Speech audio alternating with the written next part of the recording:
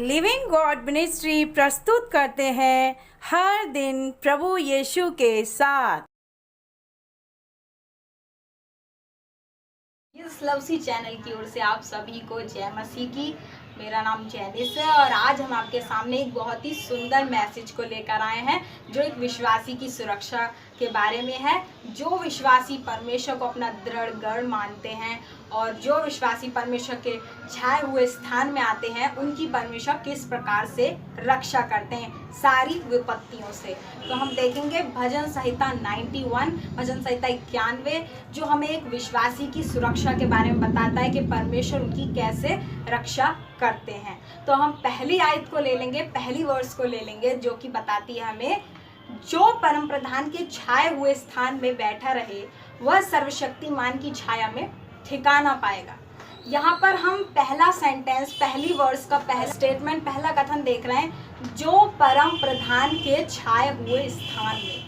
यहाँ हम एक वर्ड पे जोर देंगे जो बता रहा है हमें जो पे हम अगर जोर डालें, जो को अगर हम थोड़ा सा समझ के पढ़ें इस सेंटेंस को, तो भजनकार इसमें ये कह रहे हैं जो परम प्रधान के छाए हुए स्थान में वास करता है, जो परम प्रधान के छाए हुए स्थान में निवास करता है। यहाँ पर ये हर किसी के लिए नहीं है, लेकिन जो केवल क्या करता है, उसके छाए हुए स्थान में निवास करता है और जो परम प्रधान के छाए हुए स्थान में बैठा रहे।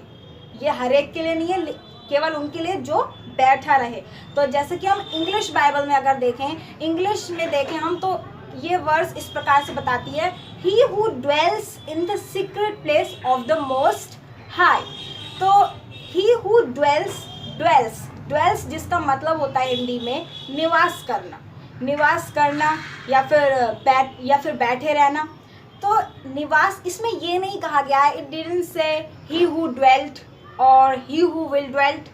इसमें भूतकाल के बारे में नहीं कहा गया है कि जो परम प्रधान के स्थान में बैठा रहा था। ड्वेल्स ये प्रेजेंट टेंस है, वर्तमान काल में ये बताया गया है। जो लोग सक्रिय रूप से परमेश्वर की इच्छानुसार जीवन जीते हैं, उसकी आज्ञाओं को मानते हैं, ये प्रतिज्ञा उनके लिए है, ये वचन उनके लिए है। यहाँ पर जैसे वर्ड आ रहा है, जो परम प्रधान के छाए हुए स्थान में बैठा रहे। और जैसे कि ड्वेल्स, जो अभी मैंने बताया आपको, ड्वेल्स जो है निवास करना, यानी कि इसका इब्रानी में, हिब्रू में मीनिंग होता है विच मीन्स यशव का मीनिंग होता है, अगर हम इसे हिंदी में देखें, बैठे रहना, निवास करना, remain, to set down, settle, to take rest. तो हमें ये पहला स्टेटमेंट ये क्लियर कर देता है, ये हमें पहला वाक्य क्लियर कर देता है कि ये परमेश्वर का वचन जो किन लोगों के लिए, जो उसके स्थान में बैठे रहेंगे। और आगे का स्टेटमेंट हमें बताता है, वह सर्वशक्तिमान की छाया में ठिकाना पाएगा। यानी कि जो उसके शरण में वास करता है, जो उसके शरण स्थान में बैठा रहे, जब वो बैठ जाएगा तो उसको क्या मिलेगा, सर्वशक्तिमान के शरण में ठिकाना भी पाएगा वो। लेकिन क्या पहला स्टेप क्या है हमारा? पहला स्टेप है हमें उसकी शरण में आना होगा, उसके छाए हुए स्थान में हमें आना होगा, उसके छाए हुए स्थान में हमें बैठना होगा, तब हम शरण स्थान की छाया में ठिकाना पाएंगे। इस आयत में देखा कि जो बैठा रहेगा और जो वास करेगा, केवल उसी को सर्वशक्तिमान की छाया में वो ठिकाना पाएगा। जैसे कि अब एक एग्जाम्पल आप ले लें, एक जगह पर बारिश हो रही है बहुत तेज़ी की, और आपके पास एक शेल्टर है, आपको दिख रहा है एक शेल्टर है, पास में एक शेल्टर है, छाया है, एक शेल्टर है पास में, और बहुत तेज़ बारिश हो रही है। तो आपको उस शेल्टर में जाने की ज़रूरत है जिससे आप भीगने से बच पाएं। तो इसी तरह से प्रभु हमारे शेल्टर हैं, हमें वहाँ पर जाने की ज़रूरत है। अगर हम नहीं जाएंगे तो भीग जाएंगे, लेकिन हमें क्या करना पड़ेगा, पहले जाना पड़ेगा, तब हम शेल्टर में बच पाएंगे, बारिश से, भीगने से बच पाएंगे। तो इसी प्रकार से हमें प्रभु के छाए हुए स्थान में बैठना पड़ेगा। पहले हमें बैठना पड़ेगा, तब हम बच पाएंगे उन सारी चीज़ों से, उन सारी विपत्तियों से। तो उसके बारे में हम देखेंगे, जैसे कि अभी हम देख रहे हैं वर्तमान में कोविड-19 वायरस बहुत तेज़ी से फैल रहा है पूरी दुनिया में। तो जैसे कि लोग बहुत से मास्क को लगाकर निकल रहे हैं बाहर, बहुत सारे उपचार कर रहे हैं अपने घरों में, या फिर डॉक्टर्स के पास जा रहे हैं और बोल रहे हैं, ये डॉक्टर्स बोल रहे हैं या फिर अन्य लोग एक दूसरे को सलाहें दे रहे हैं, ये मत खाना, वो मत खाना, ये मत करना, वो मत करना, ये खाने से सुरक्षित रहोगे, ये पीने से सुरक्षित रहोगे। तो संसारिक लोग जो क्या हैं, वो उन सारे तरीक़ों को अपना रहे हैं उस कोविड-19 वायरस से बचने के लिए। तो ये संसारिक लोगों की क्या है बातें हैं जो, और कुछ लोग तो एक दूसरे से ज़्यादा संपर्क में नहीं आ रहे हैं, कुछ लोग एक दूसरे से हाथ भी नहीं मिला रहे हैं, एक दूसरे के संपर्क में आना पसंद नहीं कर रहे हैं। वो इस बात का उन्हें भय है कि कहीं हमें कोविड-19 वायरस लग ना जाए। लेकिन वो संसारिक लोगों की बातें, जैसे अभी मैंने बताया, संसारिक लोग उन सब चीज़ों पर विश्वास कर रहे हैं, उन सब चीज़ों पर भरोसा कर रहे हैं, और वो संसारिक चीज़ों को, संसारिक उपचारों पर भरोसा करके सोच रहे हैं कि हम सुरक्षित रहेंगे। लेकिन जो मसीही लोग हैं, जो सच में उसके शरण में बैठे रहते हैं, उनके लिए ये बात है केवल, ये हर एक के लिए बात नहीं है। जो मसीही उसकी शरण में छाए हुए स्थान में बैठे रहते हैं, वो क्या कर रहे हैं, इन सब चीज़ों पर यकीन नहीं कर रहे हैं। उनका भरोसा केवल किस पर है, यहोवा परमेश्वर पर है। और वो सोच रहे हैं, वो उन मसीही लोगों को देखकर, वो उन लोगों को देखकर कह रहे हैं, अरे इन्होंने तो कोई मास्क नहीं लगाया अपने फेस पर, या फिर ये तो बिना मास्क के ही बाहर निकल रहे हैं, और ये तो सब कुछ खा रहे हैं, ये तो सब कुछ पी रहे हैं। यानी कि वो सब कुछ कर रहे हैं वैसा जैसे कि एक सामान्य ज़िंदगी में करते आ रहे हैं। तो वो इस बात को समझ नहीं पा रहे हैं। क्यों? एक छाया हुआ स्थान है जो परमेश्वर अपने बच्चों को स्पेशल ट्रीटमेंट देता है, जो उसके स्पेशल बच्चे होते हैं, जो उसकी आज्ञाओं को मानते हैं, जो उसके भय में दिन रात बने रहते हैं। बच्चे प्रभु के सब हैं, प्रभु सबका सुरक्षा करते हैं, लेकिन जो एक सीक्रेट प्लेस है, स्पेशल ट्रीटमेंट है, जो वो प्रभु अपने उन बच्चों को देते हैं जो उसकी छाया में वास करते हैं। हाँ, सीक्रेट प्लेस वह है जब हम मसीह में रहते हैं, और यह मसीह के बाहर नहीं है लेकिन खुद मसीह में एक जगह है। वह यह जो एक गुप्त स्थान है परमेश्वर का। बस अभी वह बात पुराने नियम में प्रकट नहीं हुई थी कि वो स्थान जो हमारे लिए तैयार किया गया है वो यीशु है। जैसे अभी हमने देखा था, जो सर्वशक्तिमान की छाया में ठीक बैठा रहे, और जैसा कि हम देखते हैं कि प्रभु यीशु अपने पिता परमेश्वर के दाहिनी ओर बैठे हैं, और जब हम मसीह में हैं तो हम उसकी शरण में बैठे रहें, यानी यीशु मसीह में बने रहें। जैसा प्रभु हमें यूहन्ना 15वें अध्याय में बताते हैं, तुम मुझ में बने रहो और मैं तुम में। जैसे डाली यदि दाखलता में बनी ना रहे तो अपने आप से नहीं फल सकती, वैसे ही तुम भी यदि मुझ में बने ना रहो तो नहीं फल सकते। मैं दाखलता हूँ, तुम डालियाँ हो, और जो मुझ में बना रहता है उसमें बहुत फलता है, क्योंकि मुझसे अलग होकर तुम कुछ भी नहीं कर सकते। तो यह भजन संहिता 91 की पहली आयत यूहन्ना के 15वें अध्याय से संबंधित है, कनेक्टेड है। जैसा प्रभु यीशु मसीह यहाँ कह रहे हैं, यदि तुम मुझ में ना बने रहो तो नहीं फल सकते। इसी तरह से यदि हम प्रभु यीशु में ना बने रहें तो हम विपत्ति से छुटकारा नहीं पा सकेंगे। इसी तरह से हमें प्रभु में बने रहना होगा, उसके छाए हुए स्थान में बैठे रहना होगा, यानी यीशु मसीह में बने रहना होगा, तभी हम सारी विपत्तियों से छुटकारा पा सकते हैं। तो इसी तरह से जैसे हम प्रभु यीशु में बने रहेंगे, यानी उसके छाए हुए स्थान सीक्रेट प्लेस में हैं और उसमें बैठे रहेंगे, तो हमें किसी भी प्रकार की विपत्ति नहीं छू सकती। तो हम सेकंड वर्स देख लेंगे। तो हमारी दूसरी आयत है साम 91 वर्स 2 है, मैं यहोवा के विषय कहूँगा, वह मेरा शरण स्थान और मेरा दृढ़ गढ़ है। वह मैं विषय कहूँगा यहोवा के। यहाँ पर भजनकार कह रहे हैं कि मैं यहोवा के विषय कहूँगा कि वह मेरा शरण स्थान और मेरा दृढ़ गढ़ है, जिस पर मैं भरोसा रखता हूँ। हमें क्या करना पड़ेगा? अब हमें परमेश्वर ने शरण स्थान तो दे दिया, लेकिन हमें अब उस पर भरोसा भी करना पड़ेगा। वो हमारा विश्वास योग्य परमेश्वर है। अब हमें उस पर क्या करना पड़ेगा? हमें उसके दिशा में कहना पड़ेगा कि वो मेरा दृढ़ गढ़ है, मुझे किसी चीज़ से भी, किसी विपत्ति से भी डरने की ज़रूरत नहीं, चाहे वो किसी भी प्रकार की विपत्ति क्यों ना हो। और अब हम थर्ड वर्स में देख रहे हैं, तीसरी आयत में हम देख रहे हैं, वह तुझे बहेलिये के जाल से और महामारी से बचाएगा। अब जब हमने परमेश्वर को अपना शरण स्थान बना लिया और अब हम भरोसा कर रहे हैं कि परमेश्वर मेरा दृढ़गढ़ है। तो अब तीसरी आयत हमें बता रही है जो बहेलिया का जाल है, बहेलिया का जाल, बहेलिया मतलब क्या होता है? बहेलिया मतलब शैतान जो हमारे लिए जाल बिछाता है, हमें उसमें फंसाने की कोशिश करता है कि ये फंस जाए। लेकिन परमेश्वर हमारे, यदि हमने परमेश्वर को अपना शरण स्थान बना लिया है तो वो बहेलिए का जाल भी हमको कुछ नहीं कर पाएगा।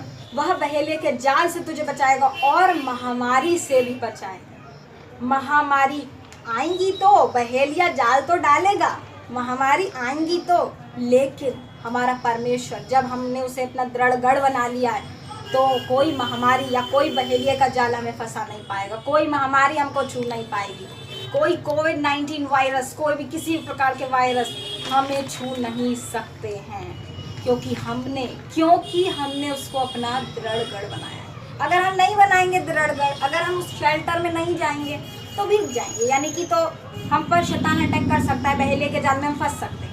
लेकिन जो सक्रिय रूप से, हम बार बार आपको कह रहे हैं, जो सक्रिय रूप से उस पर विश्वास करते हैं। अब हम 4th वर्स में देख रहे हैं, 4थी आयत में देख रहे हैं हम, वह तुझे अपने पंखों की आड़ में ले लेगा और उसके परों तले तू शरण पाएगा। वह तुझे अपने पंखों की आड़ में ले लेगा। जब हमने प्रभु को अपना शरण स्थान बना लिया, अपना उस पर भरोसा टिकाया हमने, तो क्या करेंगे? प्रभु हमें अपने पंखों की आड़ में ले लेंगे, हमारे को ऊपर से हमें प्रभु सुरक्षा देंगे। जो एक जैसे कि चिड़िया अपने बच्चों को ढांपे रहती है कि मेरे बच्चों को कुछ तकलीफ ना पहुंचे, इसी तरह से प्रभु हमें अपने पंखों में ढांप लेंगे और हम उसके परों के नीचे शरण पाएंगे। और अगला सेंटेंस बताता है, उसकी सच्चाई तेरे लिए ढाल और झिलम है।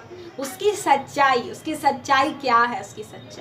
सच्चाई उसके सच्चे वादे हैं, उसका सच्चा वचन है जो हमें बताता है उसके सच्ची प्रतिज्ञाओं के बारे में, उसके सच्चे ट्रू प्रॉमिसेस के बारे में। उसकी सच्चाई है वो ये है सच्चाई, उसका जीवित वचन और सच्चा वचन जो हमें जीवन जीने में हमारी मदद करता है, आशा देता है हमें, एक आशा देता है हमें, वो है उसकी सच्चाई तेरे लिए ढाल और झिलम है। क्योंकि जब हमारे पास परमेश्वर के वादे होंगे, परमेश्वर के विश्वास योग्यता होगी, तो हम किसी भी प्रकार के भय में जीवन नहीं बिताएंगे।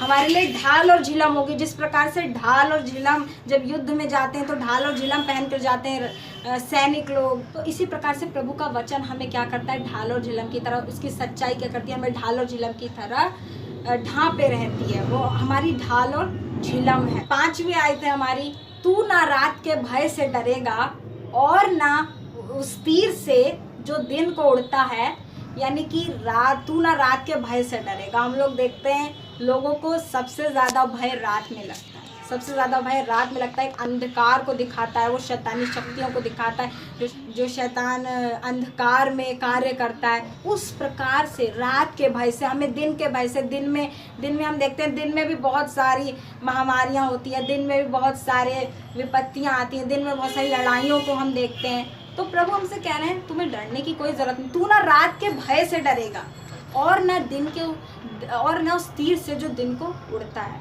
तीर हम देखते हैं युद्धों में होते हैं, तो युद्ध को देख के हम ना डरें, युद्धों को देख के ना डरें, और किसी प्रकार की लड़ाइयों को या फिर किसी भी विपत्ति को और ना उस मरी से जो अंधकार में फैलती है, और ना उस महारोग से जो दिन दोपहरी में उजाड़ता है। किसी प्रकार की मरी है जो अंधकार में विचरण कर रही है, अंधकार में फैल रही है, उससे भी प्रभु हमें बचाएंगे। और जो महारोग हैं, बहुत सारी बीमारियां हैं या फिर बहुत सारी विपत्तियां हैं, प्रभु उनसे भी हमको बचाएंगे। अब हम देखते हैं 7वीं आयत को। 7वीं आयत कहती है, तेरे निकट 1000 और तेरे दाहिनी ओर 10,000 गिरेंगे, परंतु वह तेरे पास ना पहुंच पाएंगे। तो तेरे निकट 1000 क्या 1000 और 10,000 क्या 10,000 विपत्तियां, महामारियां और दुख परेशानियां, क्लेश, दुख परेशानियां जो है संसार में रहते हुए हम उठाते हैं, जिन्हें देखते हैं हम, तो वो गिरेंगे तो हमारे दाहिनी ओर। अभी हमने देखा था ऊपर से प्रभु हमारी क्या करेंगे? रक्षा करेंगे अपने पंखों के आड़ में। अब आई बीच की बारी, तो बीच में क्या है हमारे? अब ऊपर का हो गया, अब बीच की बारी आई, तो बीच में दाहिनी ओर हमारे क्या 10,000 विपत्तियां या परेशानियां आएंगी तो, गिरेंगी तो इधर हमारे दाहिनी ओर, लेकिन हम तक जो प्रभु के शरण में वास करते हैं उन तक ना पहुंच पाएंगी, उनको छू भी नहीं सकती वो। क्यों? उन्होंने अपना शरण बनाया है, उन्होंने अपना शरण स्थान प्रभु को बनाया है, इसलिए कोई विपत्ति नहीं पड़ेगी। गिरेंगी तो, आएंगी तो। हम संसार में रहते हैं, हर प्रकार की दुख तकलीफ़ों को भी देखते हैं, महामारियों को भी देखते हैं, लेकिन हम तक नहीं पहुंचेंगी, नहीं पहुंच पाएंगी। अब हम 8वीं आयत में देखते हैं, तू तो केवल अपनी आंखों से दृष्टि करेगा और दुष्टों के अंत को देखेगा। अभी हमने कई प्रकार की महामारियां और विपत्तियों को देखा, अब हम देख रहे हैं दुश्मनों के बारे में। इस आयत में हम दुश्मनों के बारे में देख रहे हैं कि तू तो अपनी केवल आंखों से दृष्टि करेगा और दुष्टों के अंत को देखेगा। दुष्ट क्या है? इसमें दुश्मन दिखा रहे हैं, इसमें दुश्मन के रूप में है जो दुष्ट हैं। तू तो केवल अपनी आंखों से दृष्टि करेगा और दुष्टों के अंत को देखेगा। हम अपनी आंखों से खुद देखेंगे दुश्मनों का अंत होते हुए, लेकिन हमें अपने दुश्मनों के लिए क्या करनी चाहिए? प्रार्थना करनी चाहिए, क्योंकि जब हमारे साथ परमेश्वर है तो हमें कोई भी विपत्ति या हमें जो दुश्मन हमारे हैं वो हमें नुकसान पहुंचाने की कोशिश करते हैं, हमारा वो नुकसान करने की कोशिश करते हैं, वो हमारा कुछ नहीं बिगाड़ सकते जब परमेश्वर हमारे साथ है। और हम अपनी आंखों से ही दृष्टि करेंगे और उनके अंत को देखेंगे। अब 9वीं आयत हमें बताती है, हे यहोवा तू मेरा शरण स्थान ठहरा है, तूने जो परम प्रधान को अपना धाम मान लिया है। तो अब हमें ये 9वीं आयत बता रही है कि तूने जो परम प्रधान को अपना धाम मान लिया है। अगर हमने मान लिया है परम प्रधान परमेश्वर को अपना निवास स्थान हमने मान लिया है उसको, 10वीं आयत हमें बताती है, इसलिए कोई विपत्ति तुझ पर ना पड़ेगी। अब इसलिए पे जोर दिया जा रहा है, यहाँ पे इसलिए पे जोर देंगे हम। किस लिए? क्योंकि पहले हमने क्या किया है? उसको अपना धाम माना है, उसके बाद इसलिए क्या आ रहा है? इसलिए कोई विपत्ति तुझ पर ना पड़ेगी और ना कोई दुख तेरे डेरे के निकट आने पाएगा। किस लिए नहीं पड़ेगी विपत्ति? किस लिए दुख नहीं आने पाएगा डेरे के पास? क्योंकि हमने प्रभु को, हमने परमेश्वर को, परम प्रधान को अपना शरण स्थान माना है। अब हमने अपने प्रभु को शरण स्थान माना है, दृढ़ गढ़ माना है, इसलिए कोई विपत्ति हम पर नहीं पहुंचेगी और ना कोई दुख तेरे डेरे के निकट आने पाएगा। कोई भी किसी प्रकार का दुख हमारे घर तक नहीं पहुंचेगा, हमारे फैमिली में नहीं पहुंचेगा, हमारे घराने में वो नहीं पहुंच सकेगा, क्योंकि हमने अपने प्रभु को शरण स्थान माना है। अब 11वीं आयत हमें बताती है, क्योंकि वह अपने दूतों को तेरे विषय में आज्ञा देगा कि जहाँ कहीं तू जाए वे तेरी रक्षा करें। 11वीं और 12वीं आयत में हमें परमेश्वर का वचन बता रहा है, क्योंकि वह अपने दूतों को तेरे निमित्त, तेरे विषय में आज्ञा देगा कि जहाँ कहीं तू जाए वे तेरी रक्षा करें। और 12वीं आयत में बताते हैं, वे तुझको हाथों हाथ उठा लेंगे, ऐसा ना हो कि तेरे पाँव में पत्थर से ठेस लगे। तो प्रभु जो है, परमेश्वर यहोवा जो हैं, हमारी रक्षा के लिए उन्होंने दूतों को, अपने स्वर्ग दूतों को नियुक्त कर रखा है उस विश्वासी के लिए। ये केवल उस विश्वासी के लिए नियुक्त कर रखा है जो विश्वासी उसके साथ सक्रिय रूप में चलते हैं, उसकी आज्ञाओं का पालन अभी भी कर रहे होते हैं। तो ये उन लोगों के लिए परमेश्वर ने अपने दूतों को नियुक्त कर रखा है। और ऐसा ना हो कि तेरे पाँव में पत्थर से ठेस लगे। हमारे चारों ओर हम देख रहे हैं विपत्तियाँ या महामारियाँ कितनी आ जाएं, लेकिन हमें कुछ उसका पता नहीं चलेगा। हमारे पैर में पत्थर से कोई किसी भी प्रकार की ठेस नहीं लगेगी। पत्थर तो आएंगे बीच में, पत्थर तो आएंगे, बड़े बड़े भी आएंगे, कुछ छोटे छोटे, हर प्रकार की विपत्तियाँ आएंगी, लेकिन हमारे पैर में ठेस ना लगेगी उन पत्थरों से, क्योंकि परमेश्वर ने अपने दूतों को उन विश्वासियों के लिए नियुक्त कर रखा है जो उसकी शरण में वास करते हैं, जो उसके शरण स्थान में बैठे रहते हैं और जो सक्रिय रूप से उस पर विश्वास कर रहे हैं। तो वो अपने दूतों को उनकी रक्षा के लिए परमेश्वर ने नियुक्त कर रखा है हमें, कि वो किसी भी प्रकार की विपत्तियां आए लेकिन वो उन्हें ढांप लें। और यही वचन, यही 11वीं और 12वीं आयत का प्रयोग शैतान ने, इब्लीस ने यीशु की परीक्षा को लेते वक्त किया था।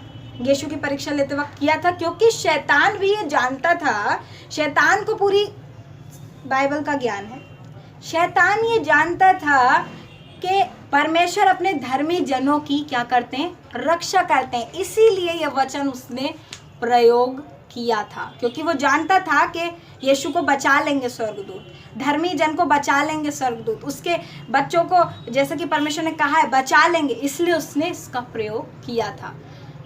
तो ये वर्सेस हमें क्लियर करती हैं कि परमेश्वर ने उन विश्वासियों के लिए अपने स्वर्गदूतों को नियुक्त कर रखा है जो उससे सक्रिय रूप से ईश्वरीय जीवन जीते हैं। 13वीं आयत है हमारी, तू सिंह और नाग को कुचलेगा, तू जवान सिंह और अजगर को लताड़ेगा। तो परमेश्वर हमें ये भी अधिकार देते हैं, जैसा हम लूका 10:19 में पाते हैं, देखो मैंने तुम्हें सांपों और बिच्छुओं को रौंदने का अधिकार दिया है और किसी वस्तु से तुम्हें कुछ हानि ना होगी। ये हम देखते हैं लूका 10:19वीं आयत में। तो परमेश्वर ने हमें ये अधिकार दे रखा है कि हमें सर्पों और बिच्छुओं को कुचलने का, किसके नाम से, प्रभु यीशु के नाम से। जिस तरह से प्रभु यीशु ने भी शैतान को क्रूस के तले कुचला, इसी प्रकार से प्रभु यीशु हमें भी ये अधिकार देते हैं, प्रभु हमें भी ये अधिकार देते हैं सांप और बिच्छुओं को कुचलने का। तो इसी प्रकार से ये आयत हमें बता रही है, तू सिंह और नाग को कुचलेगा, तू जवान सिंह और अजगर को रौंदेगा या लताड़ेगा। तो अभी हमने देखा था जैसे ऊपर से प्रभु अपने पंखों से हमें ढांपे हुए हैं, और हमने देखा अभी बीच में हमारे दाहिने हाथ 10,000 गिरेंगे परंतु हम तक नहीं पहुंचेंगे। तो अब बारी आई, अब प्रभु हमें ऊपर से लेकर नीचे तक प्रोटेक्ट करेंगे। अब बारी आई नीचे की, तो प्रभु कह रहे हैं तू सिंह और नाग को कुचलेगा। हम नीचे से भी उसको कुचलेंगे, किसके नाम से, प्रभु यीशु के नाम से, उस परमेश्वर की सामर्थ्य के द्वारा, जो अधिकार उसने उन बच्चों को दिया है जो सचमुच एक अच्छा जीवन उसके अनुसार जीवन बिताते हैं। ये केवल उन लोगों के लिए है जो उसके इच्छानुसार जीवन जीते हैं। तो प्रभु हमें ऊपर से लेकर नीचे तक प्रोटेक्ट करेंगे, हमें केवल एक तरफ से नहीं, ऊपर से लेकर नीचे तक, और कोई भी महामारी आपको छू नहीं पाएगी। अब 14वीं आयत हमें बता रही है, इसलिए जो उसने मुझसे प्रेम किया है इसलिए मैं उसको छुड़ाऊंगा, मैं उसको ऊंचे स्थान पर रखूंगा, क्योंकि उसने मेरे नाम को जान लिया है। तो यहाँ पर हम पहले स्टेटमेंट में देख रहे हैं, उसने जो मुझसे प्रेम किया है इसलिए मैं उसको छुड़ाऊंगा। यहाँ पर फिर आ रहा है इसलिए। इसमें ये बताया गया है कि जो परमेश्वर के विश्वास योग्य बच्चे होते हैं, जो परमेश्वर के विश्वास योग्य संतान होती हैं, उनके लिए परमेश्वर जो उनसे प्रेम करती हैं, जो उनसे लगातार प्रेम करती हैं परमेश्वर से, उनके लिए परमेश्वर स्वयं उनकी रक्षा कर ले आते हैं। उनके लिए स्वयं परमेश्वर आते हैं और उनको बचाते हैं, उनकी रक्षा करते हैं। इसलिए मैं उसको छुड़ाऊंगा और मैं उसे ऊंचे स्थान पर रखूंगा। परमेश्वर हमको विपत्तियों से नहीं छुड़ाएंगे, हमें ऊंचे स्थान पर भी रखेंगे। क्योंकि फिर आया क्योंकि उसने मेरे नाम को जान लिया है। क्यों रखेंगे प्रभु हमें ऊंचे स्थान पर, क्यों विपत्तियों से बचाएंगे? क्योंकि उसके नाम को हमने जान लिया है कि हमारा परमेश्वर दृढ़ गढ़ है। वो क्या है? तो ये आयत हमें ये बताती है। और 15वीं आयत में हम देखते हैं, जब वह मुझे पुकारे तब मैं उसकी सुनूंगा, संकट में मैं उसके संग रहूंगा, मैं उसको बचाकर उसकी महिमा बढ़ाऊंगा। तो ये 15वीं आयत हमें बता रही है, जब वह मुझे पुकारे तब मैं उसकी सुनूंगा। अब यहाँ पे तब शब्द आ रहा है, जब वह मुझे पुकारे तब मैं उसकी सुनूंगा। परमेश्वर हमें आलसी नहीं बनाना चाहते, वो जानते सब कुछ है कि हमें किस बात की आवश्यकता है या हम कैसी परिस्थिति में जी रहे हैं, लेकिन वो हमें सिखाते हैं। तो यहाँ पर आयत जोर डाल रही है, जब वह मुझे पुकारेगा तब मैं उसकी सुनूंगा। जब हम पुकारेंगे तभी प्रभु हमारी सुनेंगे। प्रभु को हमें पुकारना भी होगा, और संकट तब हमारी सुनेंगे और संकट में हमारे संग रहेंगे। मैं उसको बचाकर, अब दूसरे स्टेटमेंट में देख रहे हैं, मैं उसको बचाकर उसकी महिमा बढ़ाऊंगा। प्रभु हमें बचाकर हमारी महिमा भी बढ़ाएंगे। जो समाज में मान लीजिए किसी को आपको कोई नीचा समझ रहा है या फिर कोई तुच्छ जान रहा है, तो परमेश्वर आपको बचाकर आपकी महिमा बढ़ाएंगे, हमारी महिमा भी बढ़ाएंगे परमेश्वर। और लास्ट आयत जो है 16वीं आयत जो है, मैं उसे दीर्घायु से तृप्त करूंगा और अपने किए हुए उद्धार का दर्शन कराऊंगा। तो प्रभु हमें इन सारी प्रतिज्ञाओं के, इन सारे वादे जो प्रभु एक विश्वास योग्य विश्वासी के साथ, एक विश्वास योग्य जन के साथ करते हैं, उसके बाद लास्ट में हम देखते हैं वो उसे दीर्घायु से यानी कि लंबी उम्र भी देंगे प्रभु, और अपने किए हुए उद्धार का दर्शन दिखाएंगे। तो परमेश्वर ये किए हुए उद्धार, ये उद्धार क्या है? ये प्रभु यीशु का उद्धार है जो प्रभु यीशु ने हमें दिया। तो वो जो धर्मी व्यक्ति है उसे क्या मिलेगा? प्रभु यीशु का उद्धार भी पाएगा वो, और उसे दीर्घ आयु भी मिलेगी। वो व्यक्ति प्रभु यीशु की ओर से उद्धार का दर्शन भी देखने पाएगा। तो हमने इस साम 91 में, भजन संहिता 91 में जो कि देखा परमेश्वर हमारी किस किस प्रकार से रक्षा कर रहे हैं। वो हमारी विपत्तियों से, महामारियों से, और किसी प्रकार की दुख से, तकलीफ़ों से, और हर एक प्रकार के मतलब विपत्तियों से, महामारियों से, बीमारियों से, रोगों से, और हर एक प्रकार के दुखों से रक्षा करते हैं। लेकिन यहाँ पर भी परमेश्वर की ये सुरक्षा जो है वो उस सुरक्षा प्राप्ति का भी एक भेद है। और वो भेद क्या है? मैंने आपको बार बार जैसे कि बताया था, ये केवल उन विश्वासियों के लिए है, ये केवल उन लोगों के लिए है जो उसकी शरण में, छाए हुए स्थान में वास करते हैं। तो इसका ये भेद है कि जब हम परमेश्वर के परम प्रधान के छाए हुए स्थान में बैठे रहेंगे, तब हम उसके शरण स्थान में ठिकाना भी पाएंगे। जब तक हम शेल्टर में, बारिश हो रही है बाहर, लेकिन जब तक हम शेल्टर में नहीं जाएंगे तब तक भीगते रहेंगे। लेकिन जब शेल्टर में चले जाएंगे तो हम उन सारी चीज़ों से बच जाएंगे जो प्रभु ने हमारे लिए सीक्रेट प्लेस रख रखा है, जो प्रभु हमें अपने छाए हुए स्थान में छुपा कर रखते हैं, अपने पंखों की आड़ में ऊपर से लेकर नीचे तक छुपाए रखते हैं। तो मतलब ये है कि किसी भी प्रकार से हमें डरने की आवश्यकता नहीं है। चाहे इस दुनिया में कितनी ही महामारियां क्यों ना आ जाएं, कितने भी दुख, कितने भी परेशानियां क्यों ना आ जाएं, जब हमारा परमेश्वर हमारे साथ है तो हमें किसी भी चीज़ से डरने की आवश्यकता नहीं है। लेकिन इसके लिए कंडीशन है, देयर इज वन कंडीशन। आपको इसके लिए एक शर्त है, आपको बस प्रभु को, परमेश्वर को, परम प्रधान को अपना शरण स्थान बनाना होगा। इसके लिए बस ये शर्त है।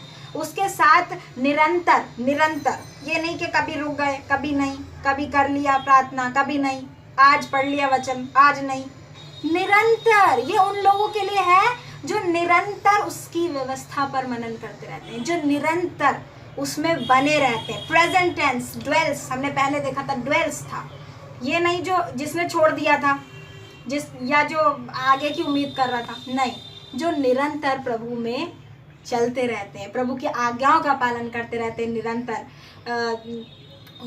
who actively lives a godly life, ये उनके लिए जो सक्रिय रूप से ईश्वरीय जीवन जीते हैं।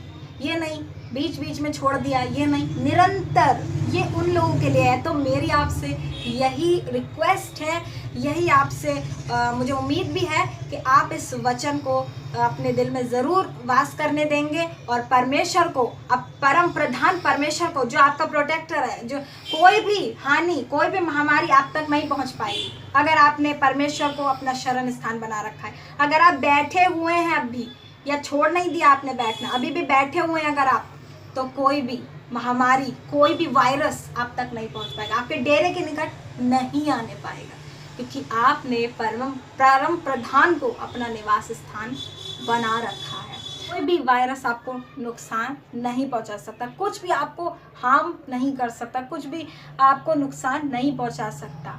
तो बस केवल एक चीज़ करनी होगी उसके लिए, प्रभु को, परम प्रधान को, परमेश्वर को, यहोवा परमेश्वर को अपना शरण स्थान बनाना होगा, उस शेल्टर में जाना होगा, जिससे कि हम उन सब चीज़ों से बच सकें।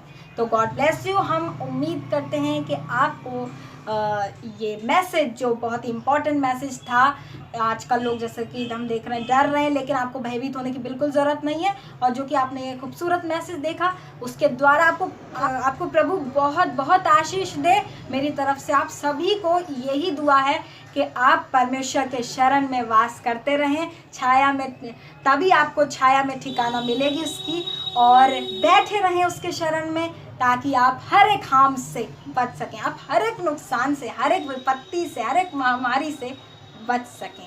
Okay, God bless you and don't forget to subscribe the channel and don't forget to share this video. Okay, God bless you. Bye.